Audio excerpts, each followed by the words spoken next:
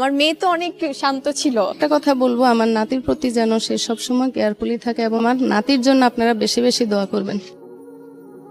বুবলির দ্বিতীয় সন্তানের জন্য সাকিবের কাছে অনুরোধ করলেন স্বয়ং বুবলির মা নিজেই।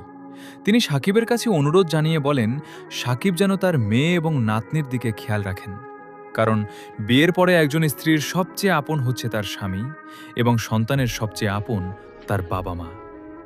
সুতরাং সাকিব অতীতে যেই ভুলগুলি করেছে এবার যেন তা থেকে বিরত থাকে।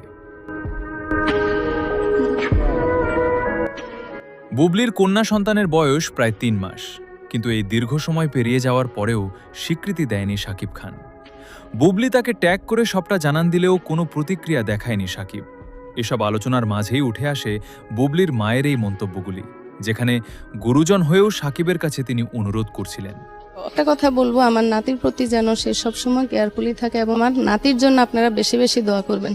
তবে এখানে একটা টুইস্ট রয়েছে, অর্থাৎ বুবলির মায়ের বলা এই কথাগুলো সাকিবের এবং তার নাতির উদ্দেশ্যে হলেও বুবলির দ্বিতীয় সন্তানের জন্য নয়, বরং শেহজাদ খান বীরের জন্মের পর সাকিব যখন বুবলিকে তাড়িয়ে দেয় তখনই বুবলিকে নিয়ে প্রেসের মুখোমুখি হন বুবলির মা, যেন তার অনুরোধে সাকিব তার মেয়েকে ঘরে তুলে নেয় এবং মেয়ে ও নাতির দিকে খেয়াল রাখে।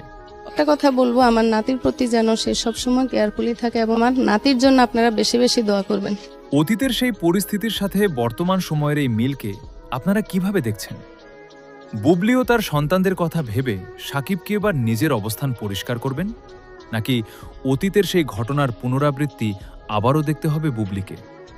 এই বিষয়ে আপনাদের ব্যক্তিগত মতামত জানিয়ে দিন কমেন্ট বক্সে।